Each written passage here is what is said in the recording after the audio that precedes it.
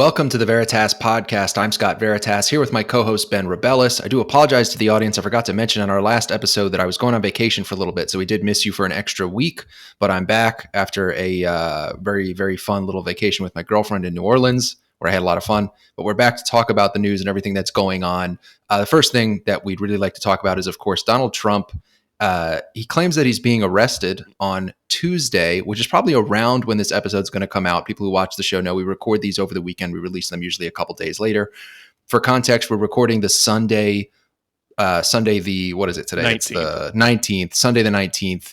And Trump claims he's going to be arrested on Tuesday, the 21st. He claimed this on Truth Social in connection to an investigation by the Manhattan DA's office, I think into allegedly the hush money payments that were paid to Stormy Daniels after Trump allegedly had an affair with her many years ago around the time of his 2016 campaign.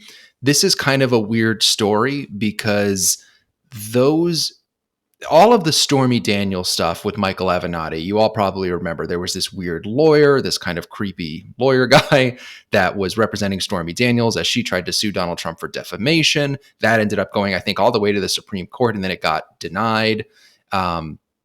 It kind of was a story that, and again, it had to do with these hush money payments that he was paying to Stormy Daniels to kind of keep her mouth shut about an affair that they had, which would have taken place during Donald Trump's marriage to Melania. So it also would implicate him in infidelity. Not very flattering stuff for the president of the United States. It seems to be that there's a decent amount of evidence that the affair did take place. It also seems there's a good amount of evidence that the hush money payments occurred, and Michael Cohen, a former associate of Donald Trump, has been to prison as a result of those hush money payments. The question in the ongoing criminal investigation, I think, is whether or not Donald Trump was aware of those payments and helped to facilitate them himself. This story seemed resolved maybe like 3 or 4 years ago. It just sort of went away. I mean, Michael Avenatti, who was representing Stormy Daniels as she tried to sue Donald Trump for defamation, he ended up going to jail for extortion, as I recall, and like wire fraud and a couple of other good old-fashioned white-collar crimes for kind of a creepy porn lawyer to be involved in. So he kind of is down for the count. And if you'll recall, he was considered like a presidential candidate at one point. He was kind of lionized. This whole story is really bizarre. And the fact that it's continued on and kind of returned from the dead and become somewhat of a zombie story is interesting. So this story was resolved back in like 2019. I think the defamation thing was resolved in like 2021. It never really got to the point where it seemed like Donald Trump was actually going to be indicted. I guess he has a certain amount of plausible deniability around whether or not he was aware of and helped facilitate these payments. One thing seems clear, and that's that if you compare this to, say, the Hillary Clinton email scandal, where James Comey more or less said that a crime of sorts had probably been committed, but it did not rise to the level that he thought it appropriate to indict a figure as politically vital to the country, especially on the verge of the 2016 presidential election, as Hillary Clinton. So there's a certain amount of prosecutorial discretion that is used in these cases where you have either a former president, a presidential candidate, a very important political figure who may have committed, say, a misdemeanor. Or a crime that doesn't rise to the level of what most people think of when they think of crime. They think of murder, rape, assault, things like that. Extortion, maybe. I think that would maybe rise to that level. Theft, fraud. Yeah.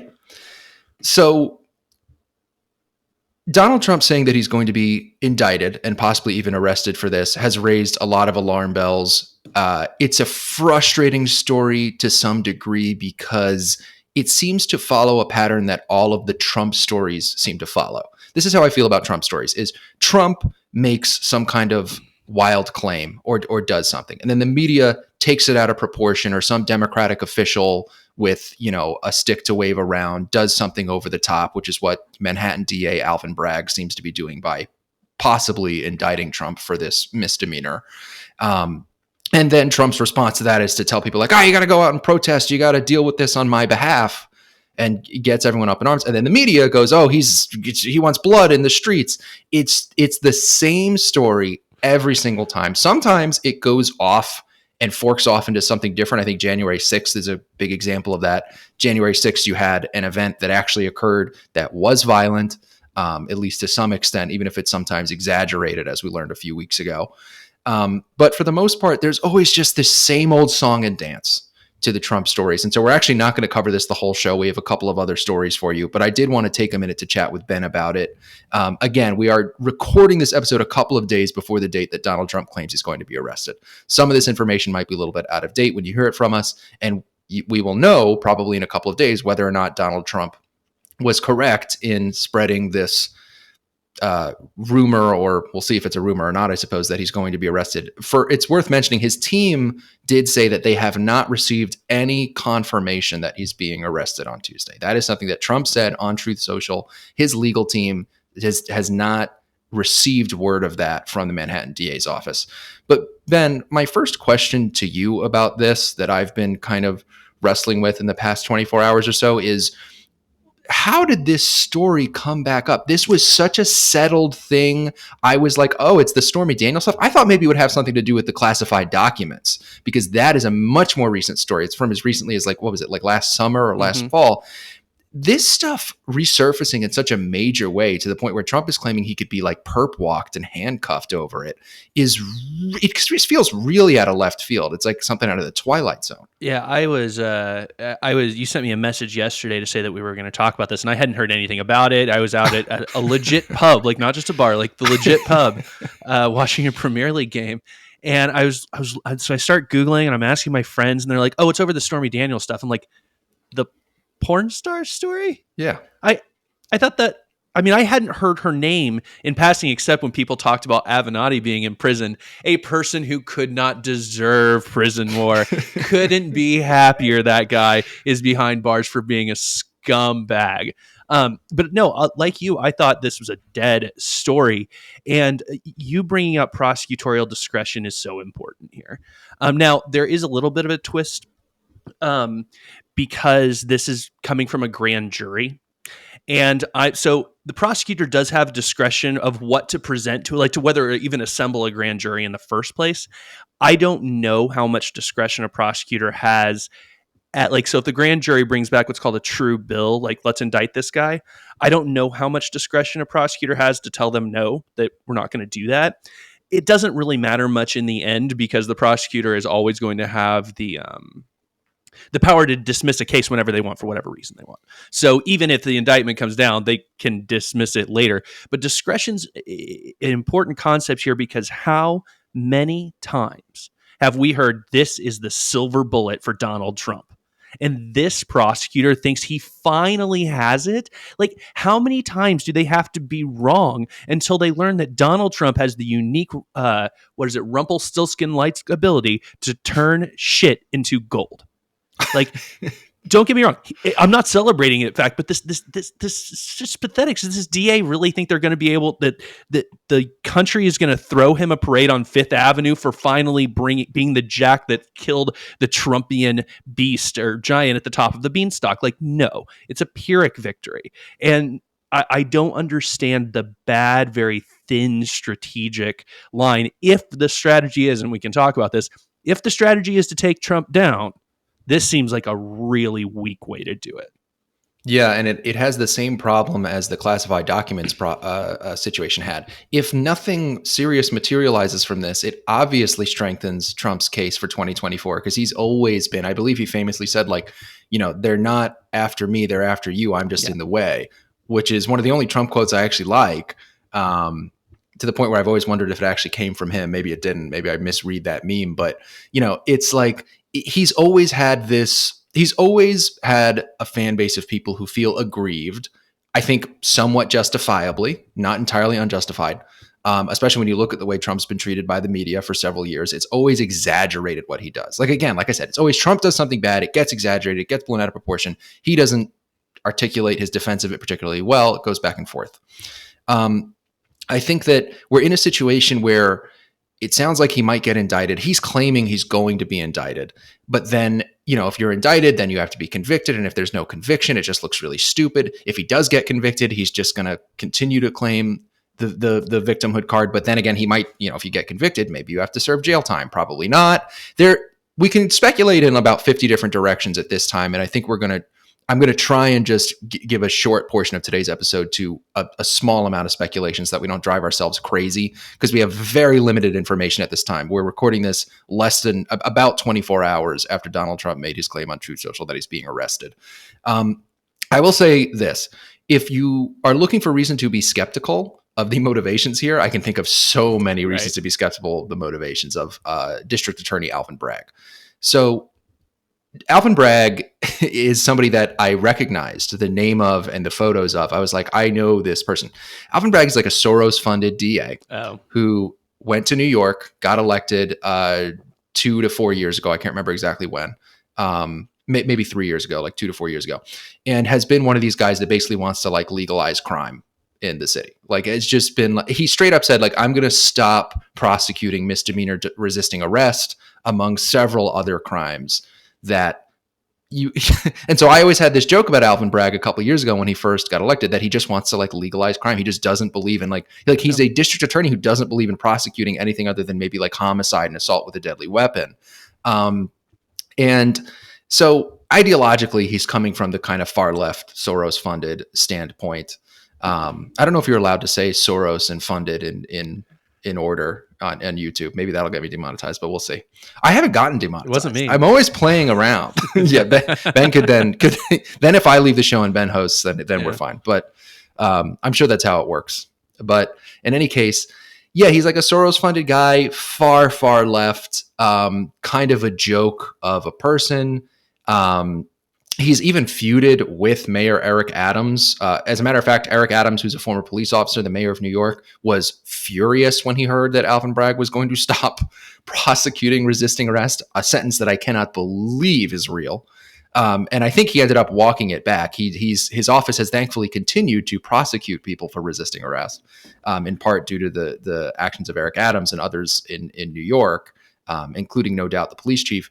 But the other aspect of this, even if you're not thinking about Bragg himself, is like, who do you think the Democrats would rather face in 2024? Ron DeSantis / Nikki Haley or one of these other, Republicans, or Donald Trump or Donald Trump? And it's so obvious they want to face Donald Trump. If I were a Democrat, I would certainly want to face Donald Trump, especially post January 6th.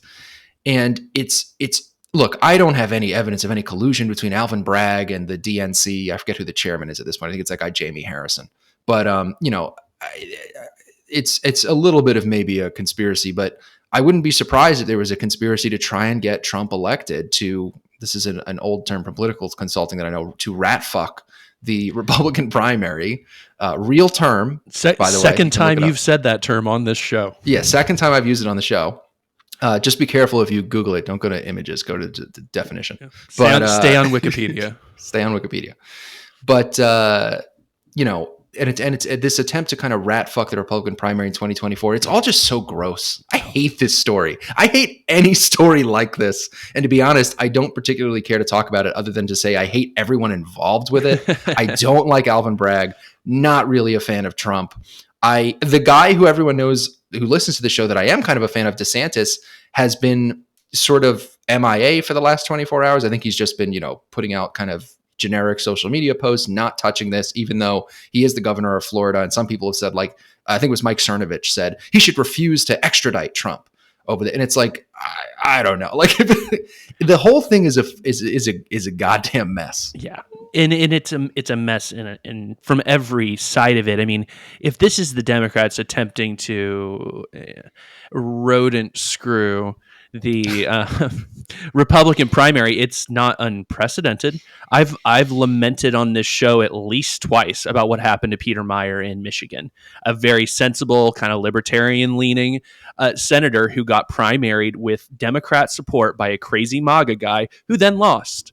And instead of having to run against Peter Meijer, who's a sensible candidate, who would have won, who almost certainly would have won that seat. So I don't know, and actually you probably know better than I would, of how far the tentacles of the DNC go down, whether they're inside of the Manhattan DA's office and coming to charging and grand jury decisions about that.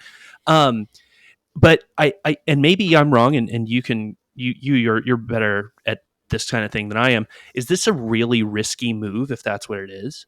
Like, if the idea is to put Trump as one of the two people, because again, to my lament, I'm going to support Dave Smith, but he's probably not going to become president with the Libertarian Party backing. One of two people who can be the president. I mean, it just sheerly, I mean, it's not flipping a coin because that's not really how probability works, but you're putting him right there. You know, that seems a pretty risky strategy for the Democrats, especially considering that their at least presumptive candidate is not necessarily the most inspiring person, to put it nicely.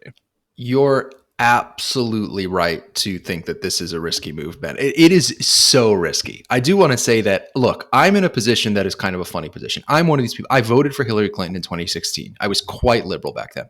I was still in college, actually, at the time. It was my first time voting in a presidential election. I voted for Bernie in the primary. I voted for Hillary Clinton. Probably wouldn't do things exactly like that today. Although I think I can defend my Clinton vote in 2016 for the most part to this point. So I've been put in a very interesting position where I'm thinking back to my vote for Hillary Clinton in 2016 and everything that happened back then, because I absolutely, as most people thought, I thought there was no chance whatsoever that Donald Trump would be elected president of the United States. Zero chance. Still did what I could at the time to prevent that from happening. I did vote for Hillary Clinton, but there were a lot of people in this country who probably voted Libertarian or voted for Jill Stein, the Green Party nominee, who didn't think he could be elected.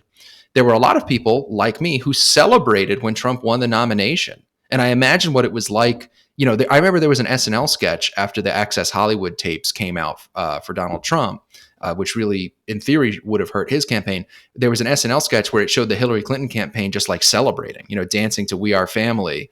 Because it was like, this guy was already behind in the polls. He's just this reality TV star. He couldn't possibly win. And he won. And he did win the Electoral College and get elected president of the United States. The Democrats have not been known in the past 4 to 8 years to really learn from their mistakes, to learn from anything, to grow in any positive direction. I mean, I've run screaming from the Democratic Party in the last like 6 to 7 years, largely due to that reason, among others. And I identify much more with the Republican Party at this point, something that would have shocked me in 2016. But in any case, my whole point in saying this is, Ben, you're right. And I think anyone is right to think that, look, the Peter Meyer, I'll go with Meyer. Peter Meyer story is one where it worked for Democrats, and I wonder if it taught them the wrong lesson about how this really works. I mean, you know, they became within, you know, it was like maybe like 5 or 6 percentage points of having Congressman John Gibbs, who was this like crazy QAnon guy that was running that district. It's absolutely possible. Like, I'm much more open to the idea that Trump wins in 2024 than I ever was in 2016. I thought it was basically impossible in 2016.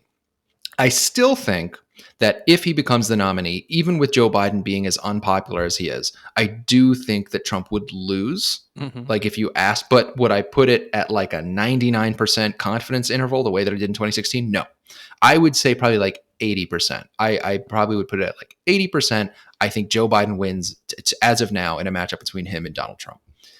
So, you know, going off of that, the Democrats are, if they're trying to rodent screw, as you said, and get Trump, you know, in as the nominee, that is such a risky move, and it could result in one of the most unbelievable meltdowns in this country that has ever happened. If Donald Trump becomes elected president again, it'll be the third time in a row that we've had to deal with his presence, with his highly meaningful presence in our lives.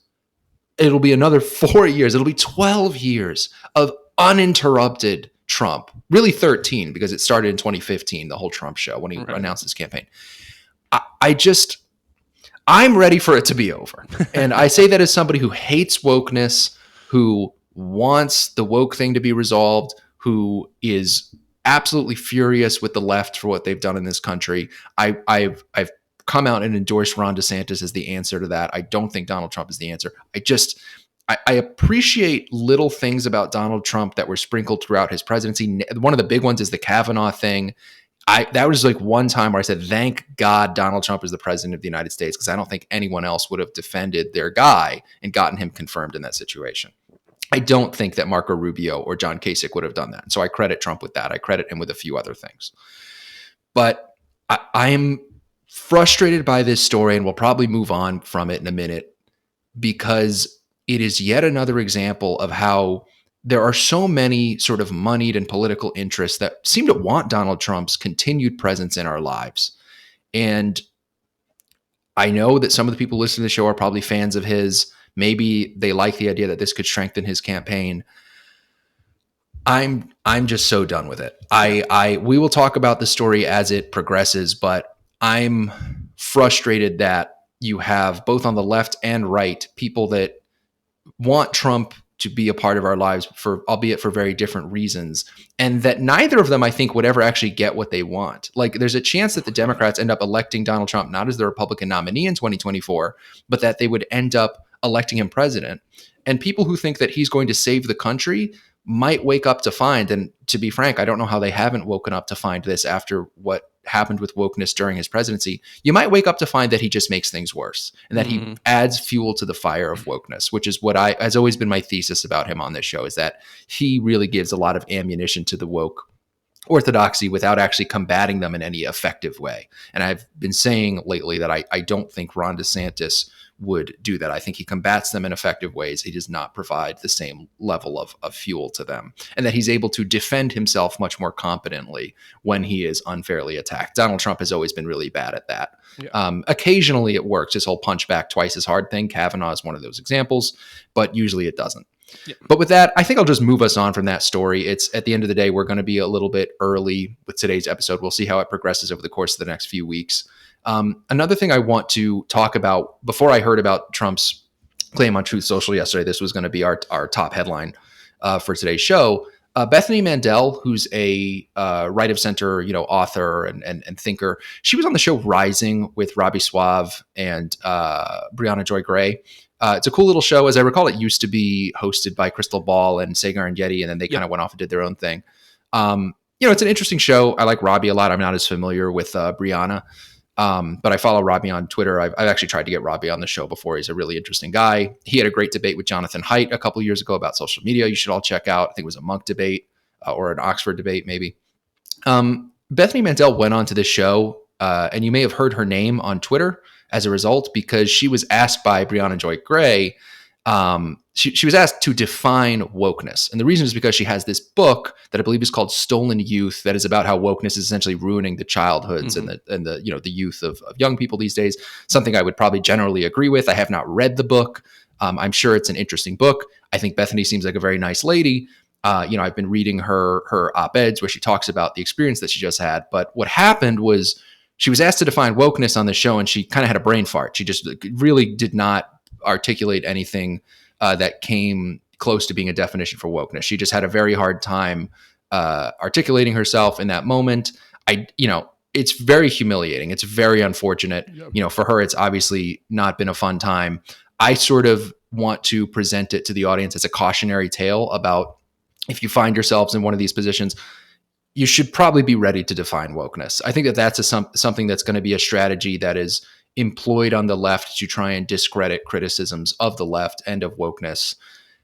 It seems to be creeping up as kind of one of these things, one of these traps that you're going to get caught in. Now, Brianna Joy Gray, I actually don't think seems like a particularly manipulative person. I also don't mean to throw her under the bus. She did try to give Bethany the space and the time to articulate herself. She actually says at one point during the interview, please take your time, right? Because Bethany was saying she was having a hard time, putting everything into a 15-second soundbite. And so Brianna said, why don't you take your time to try and give her that space? And Bethany still just really was having a hard time articulating herself. It's embarrassing. It's something that I don't want anyone else to find themselves getting caught up in a conversation. It's something that where I had to ask myself, would I have maybe done that in the same position? I was trying to sympathize with Bethany. I did the same thing. Yeah, it was like, would I have been able to articulate in that moment a good definition? So I went ahead and I took some time to come up with a definition for wokeness, what I think is a pretty good working definition. It borrows heavily from, this kind of created a storm on Twitter of people in our sort of heterodox sphere presenting definitions for wokeness, because now there's kind of this rush to make sure, let's make sure we can define this so that people don't have to suffer the same fate as Bethany and get, humiliated on television. And so a lot of people like Inez Stepman and Wilfred Riley, both friends of the show, people who've been on the show actually, were putting definitions online. I sort of borrowed heavily from some of those definitions to come up with my own definition that I'm going to read out to y'all. It's got kind of a primary section that is the definition of the word itself, and then a secondary section that goes into some of the key traits. So the definition I came up with for wokeness is: wokeness is an ideology, the central premise of which is that all disparities and differences in outcome are due to systematic oppression against racial minorities, women, and LGBT people, and that those supposedly oppressed groups should seek to gain power as a means to end said oppression by any means necessary up to and including reverse oppression and discrimination against groups they deem to be privileged. That would be your straight white males, etc. That's the primary part of the definition that actually defines the ideology as I see it. A secondary part that I included says, the means of acquiring power practiced within the woke orthodoxy are highly aggressive, often taking the form of social intimidation of perceived political enemies via threats or acts of reputational, vocational, and/or financial destruction. The alleged justification for these threats and acts of reputational, vocational, and/or financial destruction are often exaggerated or completely false. That's kind of a clinical way of describing cancel culture, which I do believe is one of the main ways that wokeness maintains power over the populace, is by threatening them with this sort of social destruction, is through social intimidation. You could maybe consider that a definition should also include something about the march through the institutions and the level of power that has been acquired by wokeness. But then again, that's just kind of a marker of a powerful ideology. It's not that unique to wokeness. Any ideology that is the primary ideology of a society is going to have that trait. What I tried to include in my definition are the things that really make wokeness as far as I'm concerned.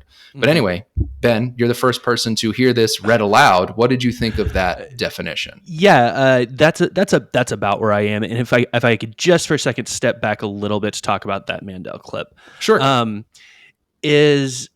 She says while she's stumbling that she wrote a whole chapter of the book basically trying to define wokeness.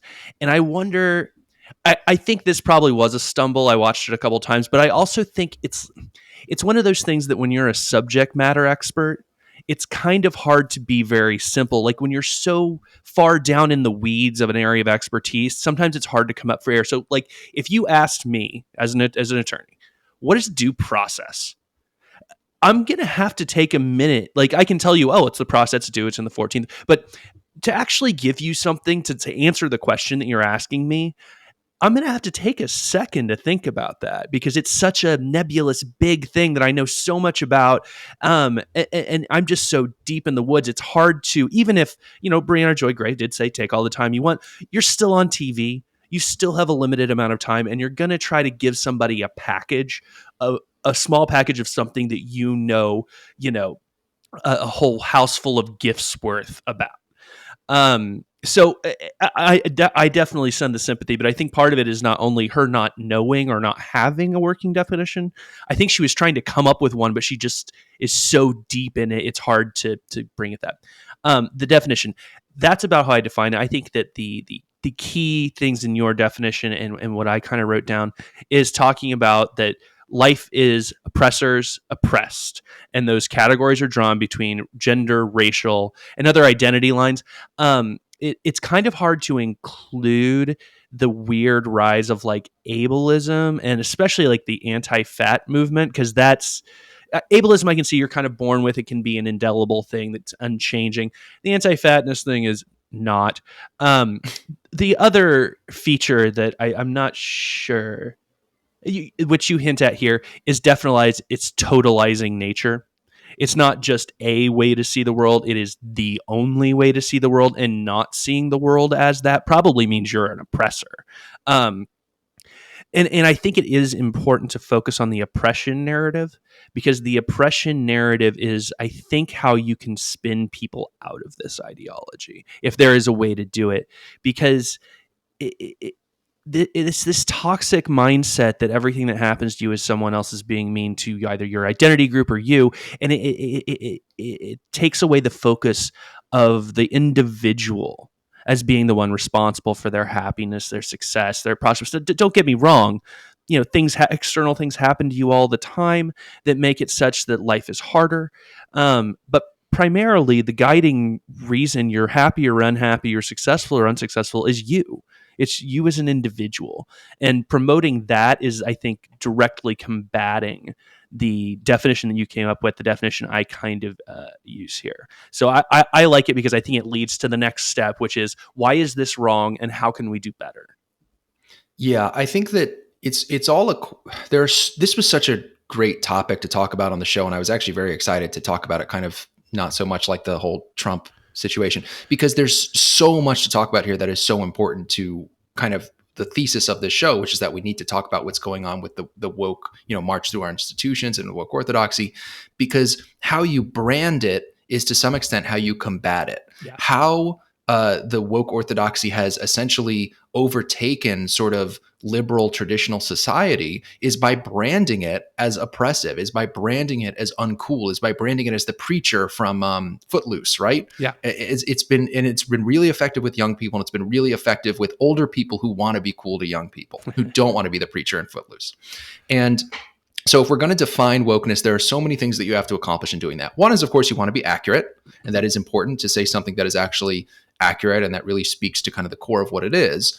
But another part is, I don't think you want a neutral definition. I mean, this is an ideology that I would put amongst authoritarian ideologies. It may not be as destructive as, say, Nazism or communism was in the 20th century, but I put it in the same category in terms of its level of authoritarianism, and if it's allowed to go to its logical ends, the kind of horrible things that it could accomplish. I don't think you want a completely value neutral definition that is too clinical. And my definition was fairly clinical, but it certainly does not describe it in a flattering light. And I don't think that any definition of wokeness should. One of the most important parts of my definition is the whole by any means necessary thing, because when I first wrote it out, it didn't include that. But then I was thinking, one of the really defining negative traits of wokeness is that there are never any limiting principles. Right. It is always saying that oppression should be rooted out. And I want to credit Inez Stepman with this, because this was included in her definition that I saw on Twitter. This stuff needs to be rooted out by absolutely any means necessary. Anything, any collateral damage, anything that is destroyed along the way, up to and including all of like liberal Western civilization, it's just collateral damage. Throw the baby out with the bathwater. Fuck it all. That is the attitude that you're encouraged to have when you're inducted into the woke cult mindset. I mean, and that includes putting innocent people in prison. Like, there are woke ideologues who are willing to sacrifice, and they say it as, what's the kind of throwaway phrase they use? I can't remember, but, sometimes you're going to break some eggs, right? Like when it comes to like false rape accusations, they don't care. They're fine because, listen, the guy gets convicted and now we've helped make rape culture less. Like, that is insidious. Yeah. Or the idea that you had, Kyle Rittenhouse, people who seem to generally understand that he wasn't, because how could you not understand that he clearly wasn't guilty, but who were like, optically it's bad for us if this guy gets off. Jussie Smollett was one where they were like, let's brush this under the rug, even though obviously this person should be dealt with, because it's very unflattering. It kind of creates a microcosm of what we're trying to do that looks very unflattering. So yeah, it again, any situation, you can't back people who have this ideology into a corner and make them admit fault. It is a part of the orthodoxy, part of the religion of wokeness states, never admit that you're wrong, never apply any kind of limiting principle, go, put your foot on the gas and go, destroy, run that train right through whatever civilization is standing in your way. And so I sort of imply that in my definition, so you don't want to let it off the hook. Of course, you can't just have a definition that says like wokeness is a stupid asshole ideology. There has to be somewhat clinical. Right. You have to actually break down what it's about, but I don't think it should be value neutral at all. Yeah, it reminds me, there's this argumentation style or technique or philosophy called Rapports Rules. And part of this process of thinking, but one of the things is to state your opponent's position in a way that they couldn't even disagree with, is how you start. And I think what you've done here would be hard to disagree with. I mean, yes, there's definitely a little activism in here, but that's kind of the point. First, I hate fucking word games because they're so obviously a tactic. Like, I don't think it was what was happening here, but so often they are.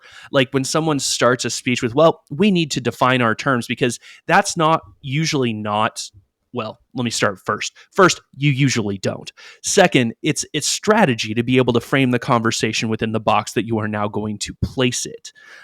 So if someone asks you to define wokeness, I think that's actually a strategic in their debate opponent or whatever. That's a strategic blunder on their part. They shouldn't allow you to frame, because if they disagree with your definition, it's on their burden now to prove why it's wrong. And if they agree with your definition, now you've been able to frame the debate, which is why it's good to have that definition. But when you do, I think the general guidance should be try to make it not necessarily overly charitable, but to make it 90% objective. You know what I mean? You've still got a position, and I don't think you have to give that up because you're attempting to put out the Webster's definition of some term, especially one like wokeness that is kind of sprung from the cultural milieu. Yeah. And that's why with my definition, I think with a lot of people's definition, they focused mostly on just sort of the equity focus, the whole idea that, because it's actually a great way to define it, to say that it's all about kind of all disparities, all differences come down to oppression. Because again, how could you disagree with that? Like you were saying, we see the manifestation of that in the sort of surface level versions of wokeness, like what it does to art, right? It's that everything has to, every story about every time period has to have gay characters and black characters, because it's not, if you have a movie about World War II and there's only white people in it, it's not at all because historically those are the people who fought in this battle or whatever. It's because of racism. And of course, that goes against all logic and all understanding of history, but that's just how they think. They've outed themselves through their actions. I don't know how they would ever defend themselves from that accusation. And they just sort of state their ideology as such. I mean, Ibram X. Kendi has even gone so far as to say, like, all discrimination or all differences are because of discrimination. He's gone so far as to say that second part of my definition that I included, or not the second part, kind of the second part of a functional part, which is that you might even consider engaging in reverse discrimination to end oppression. Ibram X. Kendi has said that. Ibram X. Kendi has infamously said that the only way to make up for past discrimination is current discrimination. So yeah, I think that, the definition, one of the good things to come out of this, it's unfortunate that Bethany found herself in a kind of humiliating position on the show, but we have come up with, I think, the definition that I shared with you on the show is pretty close to what people like Wilfred Riley and Inez Stepman and Chris Ruffo and others were saying on Twitter. It seems like a definition of wokeness has more or less arisen from this. And so I actually appreciate Brianna Joy Gray asking it of Bethany on the show. I think it's a good cautionary tale for people to understand, where we're coming from here and what wokeness is. One thing I do want to mention is you brought up a good point, Ben, about, Bethany. Obviously, we think of her as kind of a sympathetic figure here, because I think based on what I know about her, we'd agree on a lot of things. And it was just unfortunate to see her put in this position and what happened. It's just not a pleasant thing to find yourself in a compromised position on television. And of course, the Twitter mob comes after you. You mentioned how, she's a subject matter expert, and it's really, really hard to boil things down because your brain is going in a million different directions when you're thinking about this stuff. I'm not as much of an expert, but it happens to me sometimes on this show as I'm hesitating to say something because my mind is going in like a million different directions.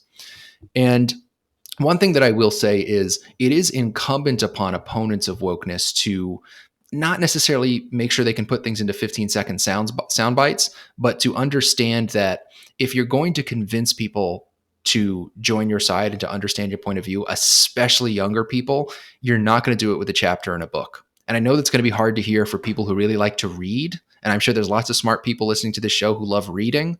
Ben, I know you've got that bookshelf behind you. Yep, you're an attorney. You'd probably do a lot of reading. I do. Reading is great and enriching and wonderful. But I think we have crossed a Rubicon in society where people are convinced of their convictions by books for the most part. I think a lot of smart people are able to build on their worldview through books and reading. And I think reading is a great thing to do. It's a wonderful thing to do. I should probably do more of it. When Konstantin Kisin came on the show, I read his book, great book that I highly recommend, An Immigrant's Love Letter to the West. A lot of people who are guests on this show, like Wilfred Riley, expand upon important ideas in their books. In Wilfred's case, the idea that there's hate crime hoaxes. But I think Wilfred's great, and I think Konstantin's great, and all these people are great, and Bethany's probably a great lady. But I think that the way that this battle gets won, unfortunately, is going to be more through the sort of TikTok soundbite this sort of memification of the argument more so than a chapter in a book. And so as tempting as it might be to like Bethany or Wilford or any of these other, lovely, smart people who in some cases have had on the show, as tempting as it might be to put your argument into a 300 to 500 page book, I don't know if that's the most effective thing to be doing at this point. If you're trying to win over, especially a younger generation who I worry might be becoming functionally illiterate with the TikToking and all of that garbage. I don't think that's the way that the battle is won. As much as it's a righteous academic and intellectual exercise to write books on these topics, and somebody needs to do it, right? Somebody needs to be the scribes and make sure that we have a in-depth understanding of this stuff. I think that there's a valid criticism of it when, people have made fun of James Lindsay and Peter Boghossian and Helen Pluckrose and other folks, is that the over-intellectualization of these issues ignores the fact that at the end of the day, what we need to make sure is happening right now is if you have a friend or a relative that doesn't believe wokeness is a problem, show them a video of a child being ritually, molested at one of these trans strip clubs or whatever, from Liz or TikTok. That's going to be a lot more compelling than a chapter in a book to most people. Yeah, you could show them I'm looking at this at Twitter, and this could be fake, but I've seen it a couple times. I'm literally looking at a headline that says, "Is coffee racist? How drinking coffee perpetuates white supremacy." That might convince them that something's gone wrong. And I think Titania McGrath, which is the fake account from Andrew Doyle, who's supposed to be in this exceptional book, it was a couple of years ago, but had this, it had to be at least 20 tweets long threads of all the things that are racist now. And just clips from all of these different headlines that have gone through about how everything's racist. That's a good way to convince people. And if we're talking rhetorical strategies, I think that if somebody were to ask me, what is wokeism? I would want to start with what I think of in my head, although I'm not nearly as smart or articulate as him, as a Douglas Murray-esque prelude to my answer. That'd be something like, well, pretending for a moment that you don't know what I'm talking about and accepting that you're genuinely confused about the subject of this conversation. Sure. Here's my definition of wokeness. As a rhetorical strategy, it's because most of the time that question is not coming from a genuine place. Yeah, people know what wokeness is. I mean, there's always the saying, it's unfortunate because it sounds like a cop-out to say, you know what it is when you see it. But there's a reason people say these things, because you know what it is when you see it. And that kind of gets to the whole the core of gender ideology. Is like, we know what a man is, we know what a woman is. People are going to ask you to define those things, and sometimes you can flip that around on them the way that Matt Walsh has been, and by asking people to define what a woman is, and that's been very effective because it cuts to the core of gender ideology and makes it look silly. But yeah, you're entitled to kind of have the Douglas Murray-esque kind of snide, sarcastic response because it is a silly question. In Brianna Joy Gray's case, she had somebody who'd clearly written a book on the subject. And on some level, I think maybe she thought she could kind of catch her off guard. And I think that hopefully this is the only time that this happens. That's just television at the end of the day. If you can catch someone off guard, look, Rising probably has had a big bump in viewership because of this interview, because, it's been used as cannon fodder. But yeah, it is disingenuous. We shouldn't leave that part of the conversation out, that like everyone knows what wokeness is. Like everyone knows wokeness is the 2020 riots. Wokeness is cancel culture. Wokeness is people being told that they can't say homeless people anymore. They have to say unhoused. You know what I mean? Like not supposed to use like grandfathered in at Stanford. Oh God. Yeah, master bedroom. Yeah, is my favorite bedroom. One. Is that a master bedroom? So can I ask you a question? So I've been using this term woke. I think you have. I think the culture has been using this term woke for many years now. Why is this now a tactic I am seeing suddenly for people to ask to define it? Like, it'd be one thing if you asked me in 2014 what wokeness was. We're in 2023. We've been using this word for a while on both sides of this issue. Why is this suddenly a tactic that people think is effective? I think that there was a period where wokeness had to get transformed from something that could be used either as a positive or a pejorative. So circa 2014, you would have, I actually remember this because I was in, college Democrats at the time. You'd have people who'd be like, oh yeah, this guy's really woke. He's really cool. Like he gets systematic racism and stuff. Right. And that's because that's where it comes from. The idea of woke is awake. Right. is awake to the realities of oppression. It's almost like a left-wing version of red pilled. I mean, it's exactly what it is. It's literally all it is. So that's the origin of it. And, but then eventually it got co-opted into being a pejorative because it implied a sort of pretentiousness and a snottiness where somebody seems to think they're awake to reality when in fact they are completely misguided and believe in a series of falsehoods, about how certain people are treated in this country, and that it has more to do with like policing people's speech on the basis of, being awoken to things that are not actually true. It sort of seemed to replace, I remember the original term for somebody who is a woke person, it was social justice warrior, which is another thing that sounds positive in theory. Who wouldn't want to be a warrior for social justice? But the implication of it was that people are overzealous. They're pretentious. They're, it's like, oh, social justice warrior. This person clearly thinks they know something I don't, when in fact they're extremely ignorant or misguided. And I think that the reason we're seeing it now used in the context of, well, can you define it, is because, and I think this is good news, I think that the woke orthodoxy finally feels threatened by the fact that they've been labeled and identified, and that they've been labeled and identified by some very powerful people. The governor of Florida, Ron DeSantis, a likely presidential candidate, said in a speech after he won re-election by 20 points in a swing state, Florida is where woke goes to die. That was a hell of a moment for Ron DeSantis, and frankly for this country and for the entire heterodoxy, because I had never seen such a powerful politician articulate, his vision of wokeness and what he has for wokeness in quite such a way. I'd never seen anyone do that in the way that Ron DeSantis did. Again, Donald Trump, I've always felt is very poorly, he's not very good at articulating this kind of stuff. Right. And so I think that the woke orthodoxy sees, oh, we can be identified and labeled in a way that makes us undesirable. This word is a word that is no longer really under our control. And it seems to be helping the heterodoxy fight back against us. And so let's start asking people to define it. And if they struggle to define it, which the average person probably would, most people are not good at defining things. I had to sit there for actually quite a few minutes coming up with my definition of wokeness, and I've been talking about it for 10 years.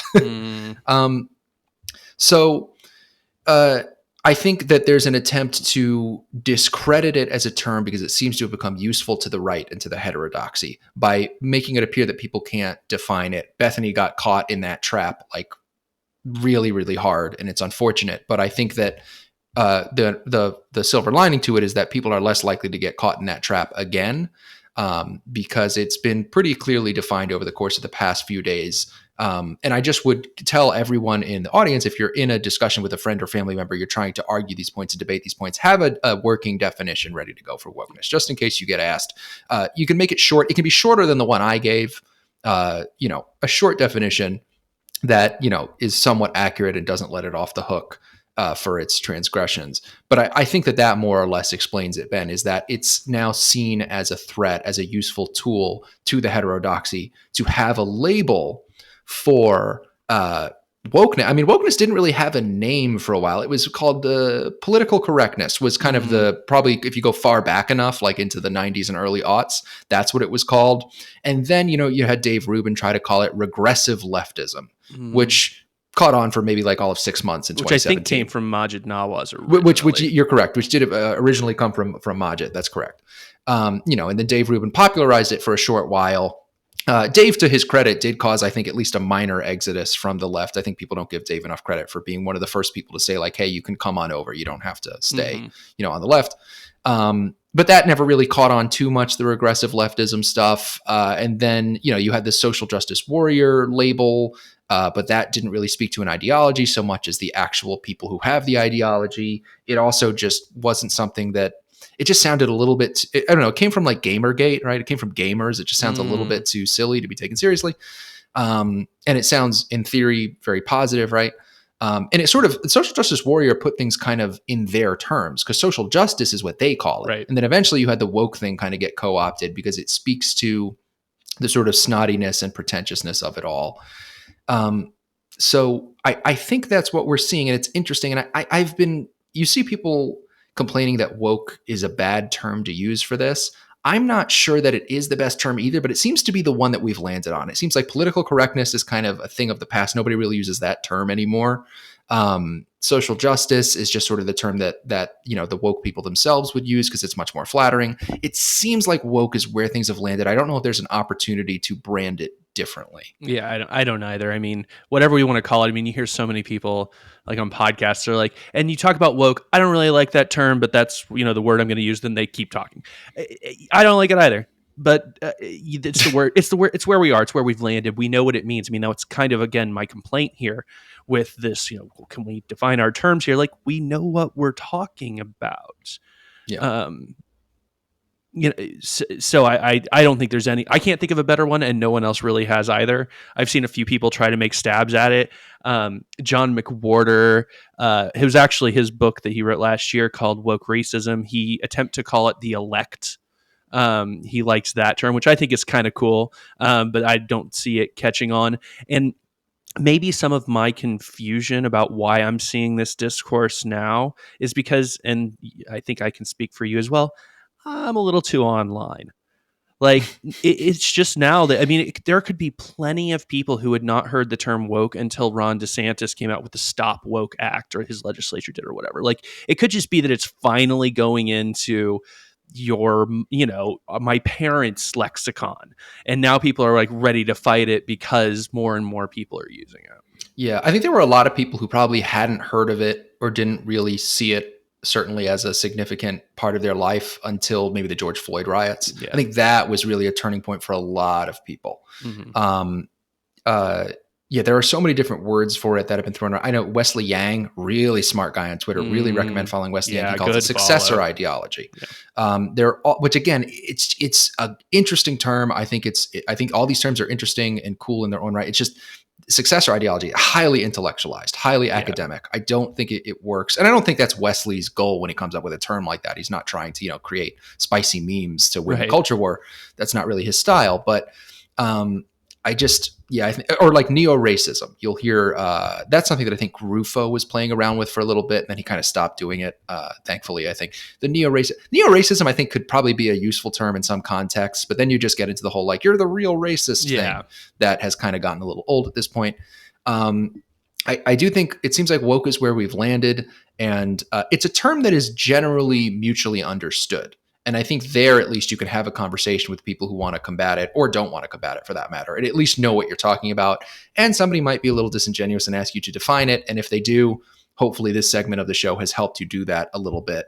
I'll try to maybe post my definition in the description of today's episode. And if you're looking for it, I also posted it on Twitter. Follow me at Scott_Veritas if you want to see that tweet where I posted the definition of wokeness as I see it. But I do want to briefly talk about, we're talking about wokeness and combating it and all of that jazz. I know that there always seems to be a segment on this show that is like Chris Ruffo and Ron DeSantis are doing something cool. Let's talk about it. Or at least that I think is cool. But they're doing something cool that I'm like, they just are like, they just keep doing it. And it's stuff that I've been asking for. I'll say this about Chris Ruffo and Ron DeSantis. I know that it's controversial. I know that there have been critics, people that I respect who've been critical of them. Ben, I know you're not quite as thrilled with some of the use of state power in this context as I am, being on a more libertarian. And that's one of the great things about having you on the show is you're a counterbalance to me in that respect. And I'll have you jump in here in a minute. But I just love the fact that I've been asking for certain things for years from the heterodoxy. I mean, I've been saying, and we're going to get into this in a minute, I've been saying defund the grievance studies. These do not have a legitimate place in academia. These things are just pure indoctrination. Like, sure, you have the other departments like political science or sociology that have been taken over, or psychology, but women's studies, Black studies, it's just propaganda. And what we've learned is that in Florida, through the work of Chris Ruffo, there's now an attempt to essentially do what I've been asking for 3 or 4 years, which is to defund it at public institutions, probably not at private institutions, but at public institutions. There's an attempt now to essentially defund or even abolish the grievance studies, which is something that I find really exciting and I'm kind of a fan of. But to get more deeply into it, and this is where I'll have you jump in, Ben, because you're more of the kind of legal mind for the show. And I know you also sometimes have different opinions than me on this stuff. So maybe if you're not as thrilled with it, I'd love to hear from you about that. But is this something that is legally feasible? Like, I know that it's not a lawsuit what's happening. But it has to do, because the objections to it always come from like it's a violation of the First Amendment and academic freedom. I have my own opinions on that, but I want to let you jump in. So let me go ahead and set this up, because we jumped in with both feet on this. There is a bill in Florida that, as part of its provisions, I'm looking at just the segment that Ruffo posted on Twitter, but it has a board periodically providing direction to each constituent university, I'm guessing that's publicly funded universities, to remove from its programs any major or minor that is based on or otherwise utilizes pedagogical methodology associated with critical theory. And then it lists like critical race theory, radical feminist theory, queer theory, intersectionality as defined, or any major that includes a curriculum that promotes any of the concepts. So what they're proposing is we're not going to have a gender studies major. We're not going to have a critical race theory major or minor. States have a lot of control over what curriculum is in their schools. I think, and I don't know if this is legally, I think maybe this is my preference, I think that stranglehold should become less and less and less as kids get older and older and older. So university students, I think there should be a lot less state control over curriculum than there would be for K through 3. So as a First Amendment issue, it probably passes muster. I think one of the issues you're going to run into here is maybe some overbroadness concerns, because now we've got about 9 terms that nobody can really agree on what definitionally they mean. And First Amendment issues also come usually when there is a penalty. So I don't know what happens to a school if they still have their CRT major. Do they get defunded? Does that get shut down? Do people get fired? That's also constitutionality is going to depend on kind of what happens here, because this just says review, provide direction to remove. What happens when they don't? Who sues? Who has standing to sue? That's all kind of complicated issues. But I guess here's my question for you. So I am pretty much on the Boghossian, Lindsay, Pluckrose opinion, with the opinion that these grievance studies are basically nonsense. What I'm curious about is if, like this bill would propose, you want to ban the major, do you also want to ban the class?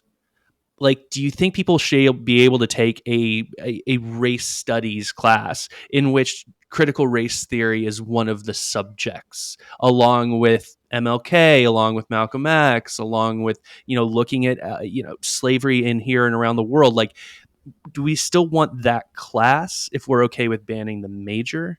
And that's what I'm I don't know how would you feel about that? That's a really interesting way of phrasing it. The major versus the class. I would put it this way. If I'm playing devil's advocate, I'll say that I believe there are some colleges where you can take a class on like StarCraft. Right. There are bullshit classes. There are classes where you can really get into some bullshit. However, I will say I'm also not a huge fan of that either. Sure. I really do think that, especially at a publicly funded institution, there needs to be some kind of academic merit to, if you want to put it that way, to a class that is being funded at least partially through taxpayers' money. Right. There's tuition as well, and that's right. If you want to pay however much per course it costs to take StarCraft studies, that's money out of your pocket. Now, the fact that the federal government does most of the student loan funding creates another complicated issue, and the fact that they want to forgive a bunch of student loan debt is also another issue that complicates all of this. But still, sorry, tangent. I mean. Yeah, my gut says I want this stuff eradicated because of the damage that it does. When I was thinking about this bill initially, what I was thinking was, if you'd asked me 15 years ago, I would have said the number one source of woke propaganda are these classes. Now I would say probably, at this point, number one is probably social media. It's probably just like kids getting indoctrinated on TikTok and Tumblr, not so much Tumblr anymore, but, the successors to Tumblr, Twitter, and everywhere else that Tumblr ideology has kind of moved out into. And then number two would probably be word of mouth and peer pressure. Which kind of gets into cancel culture. But then number 3 would probably still be these classes. I remember when I was in school, lots of people that I knew, especially a lot of young women who took the gender studies class, we had a diversity core requirement at my school that I think a lot of schools have for like liberal arts major. Yeah. So, I took a gender studies course. I got an A in it, by the way, which still kind of cracks me up. This was in 2015, I think. So maybe I was able to sneak by because things weren't quite as crazy as they are now. And I just had less spicy opinions back then, probably. But I saw people getting indoctrinated by this stuff in school, and I would get into a lot of arguments with people, including my own professors. I actually did argue with my gender studies professor a bit, especially about like the wage gap and stuff. But it definitely was highly effective propaganda, especially for a lot of the young women that I knew at the time, who would go into those classes feeling one way about men, about the relationships between men and women, and come out of them a very different way. I would hear them start using words like patriarchy and rape culture a lot more after they took this class for 3 months for a semester. So it's a source of propaganda. It's something that I think needs to be dealt with in terms of the free speech concerns, the academic concerns, the distinction between major and just having a class. Again, it seems like you can teach almost anything. I mean, you have all of these, like, this has been brought up on Twitter a lot. You have all of these, like, the philosophy of Harry Potter, looking at the criminal justice system by watching The Wire for 3 months and doing an analysis of that, which, you can argue how much merit there is to The Wire versus Harry Potter versus fucking StarCraft versus Super Mario Brothers versus Pong. You have to draw the line somewhere, I guess is what I'm getting at, right? You have to draw the line and say, what can you not teach? What can you just not teach? And obviously there is a line, right? Because if somebody applied for a teaching certificate, or I don't know how you become a college professor these days, but if they went to become a college professor and said, I really want to teach a class where I just extol the virtues of the ideology of the Ku Klux Klan. Right. If they went in and said that, they would probably get the police called on them. They would get fired, not hired. Like that would not become a class. If they said, I want to do a class where I just teach people that they should be Scientologists, or I teach them about Kabbalah, or I teach them about some kind of mysticism or something, you wouldn't be allowed to do this. You can't teach creationism. You famously cannot teach creationism in public schools, because there were several court cases, I believe Supreme Court cases about that I think it was the 1950s, or sometime in the 20th century. And it's like we draw a line on what taxpayers need to fund in their public schools, what their kids are going to be taught. They're in a functioning democratic society. And Chris Ruffo has been having these conversations with people like Andrew Sullivan. He had a great conversation with Jordan Peterson that I recommend people watch, where Peterson has had some concerns over this, and he seemed to kind of deal with those concerns pretty well. I think Ruffo's articulated this well. He says, in a functioning democracy, people need to have some control, even if it is indirect control, over what their kids are being taught. This is obvious. Like, what is the government there for? What is the Department of Education there for, other than to be a liaison between the voting public in a democratic republic society, other than to be a liaison between the voting public and the government? Like there's some kind of relationship there where they're a bridge between the people and the government, if the government is going to have any oversight over the education system. And if you're going to have a system like that, you need to draw the line in somewhere in terms of what kids are being taught. I think you can draw the line at anything. And look, you can't put this in a bill, and you're getting into that. You have to be careful with the language that you use. Right. But to speak in not legal terms, I would just say anything that is just conspiratorial quackery nonsense, anything that is mystical, it is mystical. It is absolutely fantastical, the idea that a man can become a woman. It is without not only academic merit, it is without scientific merit. It is unreality. It is something out of Harry Potter. It is absolutely fantastical and mystical in nature. And if you can't teach people Kabbalah, and you can't teach them Scientology, and you can't teach them creationism, because creationism has mystical elements. There are many people around the world who probably believe in, to some extent, or teach their children about creationism, that God created the world in 7 days, all that stuff. I'm not super religious, so I'm not as into it. But I'm familiar with the story, and I know a lot of people learn it. But you can't teach it in schools. You famously cannot teach it in schools. And so I think if you're going to draw the line somewhere, we should absolutely draw the line at these ideologies which not only have no academic merit, but are provably based on falsehoods. They're based on conspiracy theories about the white supremacist patriarchy, and they're highly destructive. They drive wedges between people. At this point, they're getting to the point where they teach some people that they're oppressors versus oppressed.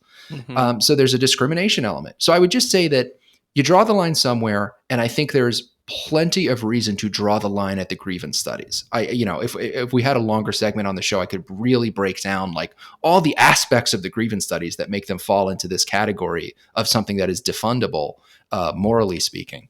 Yeah. But Yeah, I absolutely think that there's legal and moral justification for this, just based on my understanding of what a democracy does, like what having a Department of Education means. Mhm.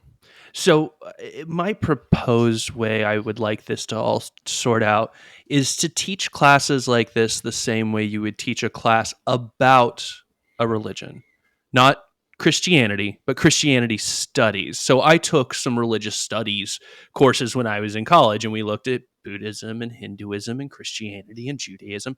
And the idea was never, no matter what the professor was religiously, I never knew, they didn't buy into the underlying tenets of those faiths.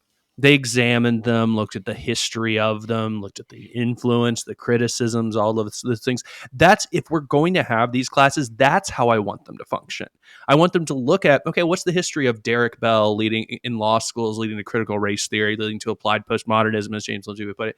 As you know, I think that's totally fair if we're going to look at it as a subject, not as like going to a class on Christianity taught by a member of the Westboro Baptist Church. Those, I think, are different things.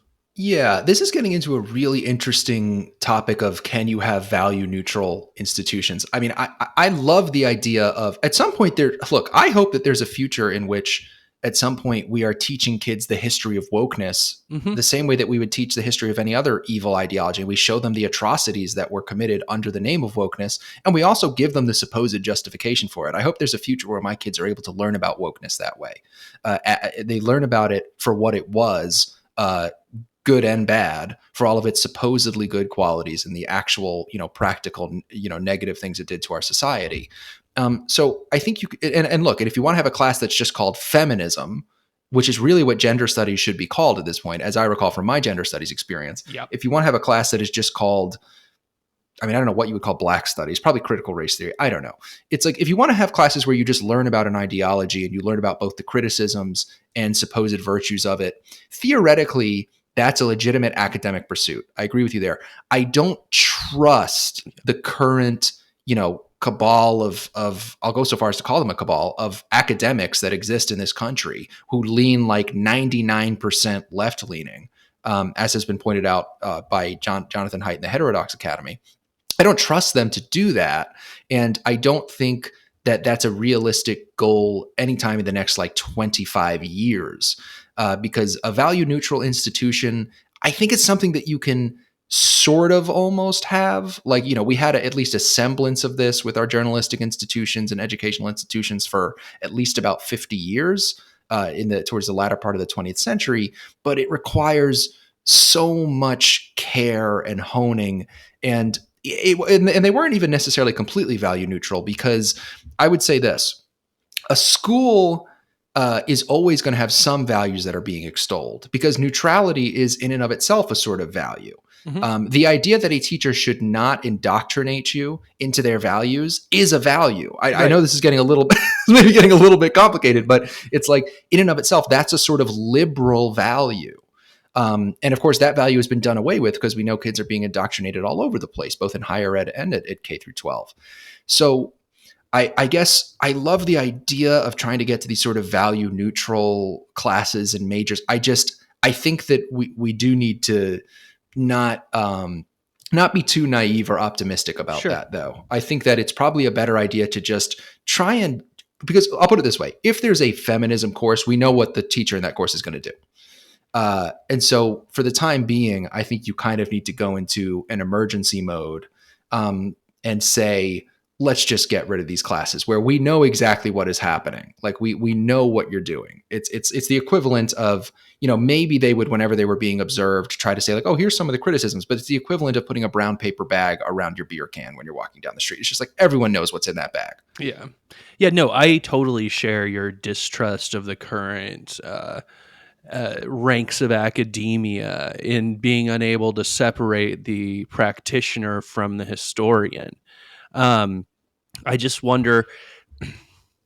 So one thing I wonder is kind of a practical thing. Like, let's say you get rid of the gender studies department, sub-department within the philosophy department or wherever it lives. Like, what do you do with tenured professors? Where do they move? How do they change? What do they do? Do they give up their ideology because Chris Ruffo's board has shut down their department? So I'm a little curious about what happens there. But one thing I think that you and I can definitely agree on is whatever you do with the gender studies, critical race studies classes, can we get rid of DEI administrators? Can we get rid of the glut of people who are sitting in some windowless office or other cubicle who are looking for something to do all day? I'll point our listeners, I don't know if you've seen this, to a recent episode at Stanford Law School where a Fifth Circuit judge, admittedly a conservative judge, invited to speak, gets heckled down with, and sorry, this is going to be crude, people legit, like not legit, but asking him questions like, Judge Duncan, why can't you find the clit? To an appointed federal circuit court appellate judge. And when the mayhem became, and he starts asking, can we get an administrator?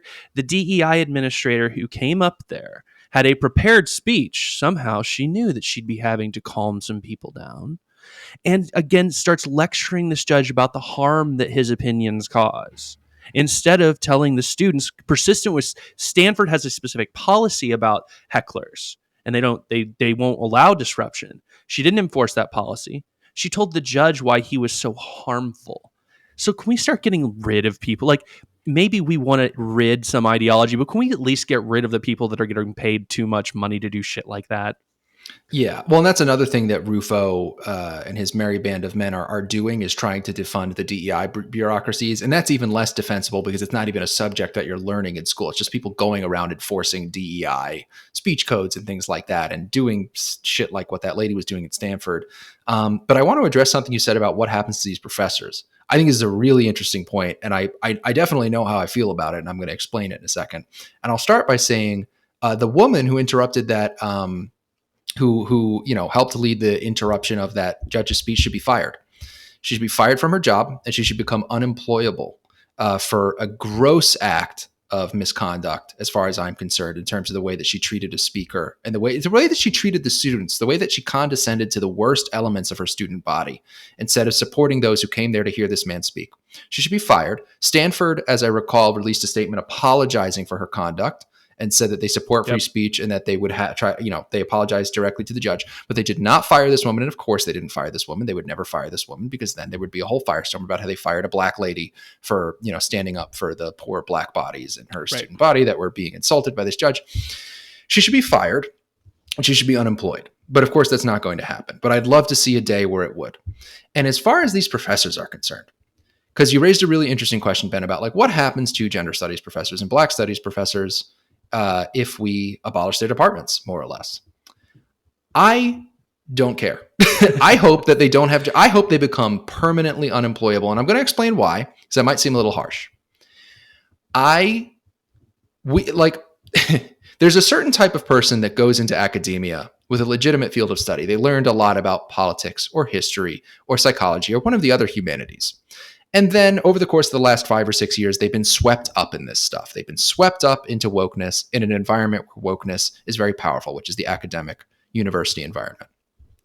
They at least have probably some legitimate knowledge to share with their students in an environment where they don't feel as much pressure from the DEI bureaucracies and their peers in the gender and grievance studies, departments.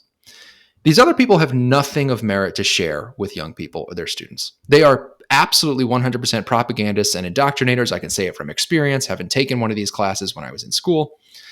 Anyone who has taken one of these classes can say that from their experience. We all know what they're doing in these classrooms. If we were to abolish these departments, then it becomes like, what think of the gender studies professors, how they won't be able to practice, teaching anymore. And they won't be, I will be like, I hope they lose their jobs. They should lose their jobs 100%. And an interesting thing about that is people would say that's rather harsh. You think that they should become permanently unemployable? You think these people should lose their jobs? Yes. And I take great comfort in it when I think about the fact that these are the exact kinds of people who have engaged in cancel culture over the course of the past 10 years. These are all people that have likely gone out of their way to get their peers fired, to try and get a peer named Brett Weinstein or Jordan Peterson fired when they stand up to the woke orthodoxy, when they stand up for freedom of speech. These are the exact kind of people. If you are a gender studies professor, which means you went in from the get-go trying to teach propaganda, you didn't get swept up in it. You obviously are somebody who's engaged in cancel culture and tried to get people fired from their job and make them permanently unemployable for having a difference of opinion than you.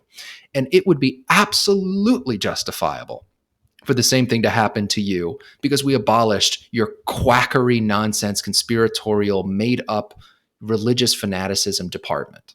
So in terms of that, I would have no problem permanently striking those people from their profession. Yeah, and I wasn't lamenting, oh, these poor professors. No, I know. I was just saying it's a really interesting question. And the only reason I said it that way, Ben, is because my initial response was like, that does seem kind of mean. Like if I'm saying these people shouldn't have jobs, that was my initial gut reaction was, oh, maybe I shouldn't take it that far. But then I thought about it for a few more seconds and I was like, oh, I would get so much joy out of seeing these people on the unemployment line. And I know, look, it doesn't come from the nicest part of my body or my soul here, but I'm glad you asked that question because it's an actual thing you would have to deal with and contend with and there's an economic impact, obviously, to people being unemployed. But to be frank, I think they're the most useless, awful people in the world. And I would love to see them unemployed. Yeah, no, honestly, my question sprung from what may be an uninteresting place, which is like you have tenured professors. I don't know what you do with them because I think most of these, I don't think a lot of, at least I can speak from my undergrad experience, is they don't have an identity studies or whatever department. It's usually housed with within the philosophy or history or so maybe those people go back to teaching Aristotle and formal symbolic logic, and that could be it. But honestly, the question was more like, I wonder what you're going to do with the guy who's been there 30 years and has tenure and you really can't just fire because you don't like what he teaches, because you can't fire him. But that's probably a less interesting idea than, do we think these people deserve to be kicked out of the universities? You can fire people with tenure, right? So obviously if a teacher were to have a sexual relationship with a student. And I know that obviously just having your department defunded or eliminated wouldn't rise to that level, but could it if your department is essentially declared political propaganda and it is justifiably declared political propaganda? There would have to be, and it's not necessarily them being fired, it's just them being told there's no place for you here unless you are qualified to teach about Aristotle or a legitimate field of study. And it would bring up the questions of what I don't know anything about the tenure system in terms of are there legal consequences for the school if they get rid of a teacher, but I do know that you can of course fire a teacher with tenure. You just have to have a really, really good reason. So it raises some interesting questions, but to be frankly, it's got me kind of just giddy at the thought of your question. Just made me happy thinking about all these people being like, oh no, I'm losing my job because of my shitty political opinions. Oh, that's awful. I wonder if this has ever happened to anyone ever before, that their political opinions have costed them their job. Has it ever happened before? Have I maybe been a part of that over the course of the past several years? And part of it is I'm not going to sit here and say I want people fired because they have bad ideas, even though I think these are very, very bad ideas. But I think people should be fired because they're not particularly impressive people. These are not people who are really contributing much. They're just kind of making word salad and calling it academics, as James Lindsay and Helen Pluckrose and Peter Boghossian showed us. So honestly, their lack of competence is a better reason, at least for me, to get rid of them than their particularly toxic ideas.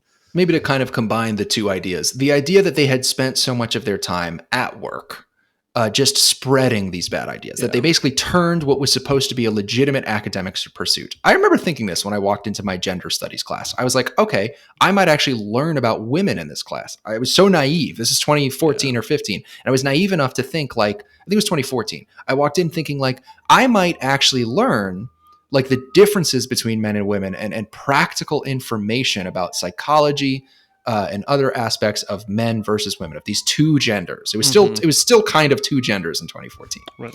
And so, but then I left going, that was just a feminism class. It was just feminism. It was just all about feminism and why I should be a feminist. And so it's I think you should be able to fire someone if they don't do their job. Yeah. And these people's bad ideas cause them to not do their job because it causes the kind of brain rot that would make them just say I'm just going to evangelize the same way that a crazy kooky, Christian preacher from a Footloose movie would. We've all seen the movie. Is it God's Not Dead, as I recall, is a movie from circa 2013 where there's like an awful atheist professor and he's trying to teach the kids, like, he's like, you must write a paper explaining why God is dead if you're going to pass my class. It was Kevin Sorbo. And so there's like this awful, and that guy should be fired. Like if you have a class where you're like, the thesis of the class is that God is dead. And of course the plot of this movie, if you don't remember, this movie was huge like 10 years ago. This Christian film. And of course the plot is that the main character is like this, nice little white Christian guy with a nice little, a turtleneck. And he goes like, but I believe in God, professor. It goes against my beliefs to write that. And the professor's like, do it anyway. And it turns out the professor's beating his wife is like a whole thing. Sure. Of course. So, so anyway, that professor would get fired because they're doing this sort of almost, I know it kind of sounds like an oxymoron, but it's a sort of religious version of atheism where you're evangelizing for atheism. You wouldn't be allowed to do that. And it goes beyond you just having bad ideas. Yeah. Like, look, if there's a professor that believes in astrology, as it seems like 90% of millennial women do. So weird. If there's a professor that believes in astrology, but they leave it the fuck out of their teaching, which I'm sure is a lot of professors, that great. Okay, fine. You have fun going with the Mercury rising and Pisces and Gemini and whatever, but you just don't sit down with your students and say, like, in order to pass my class, you have to write a paper about why you're a Gemini or whatever. Like, that's where you would draw the line, obviously. So that's probably a more defensible position for me to be coming from. But this was a great conversation. Thank you, Ben, for that. And we appreciate the audience being with us after a little bit of a break while I was on vacation. We're looking forward to covering things as the world continues to burn around us. Or at least spin. Yeah. Hopefully the firefighters are on the way, but we'll see. It's kind of a long response time. I've been waiting for like 6 or 7 years for the firefighters to show up. So in any case, we appreciate you being with us. If you're on iTunes, please leave a 5-star review and follow the podcast. If you're on YouTube, please like, comment, and subscribe. We will see you next time on the Veritas Podcast.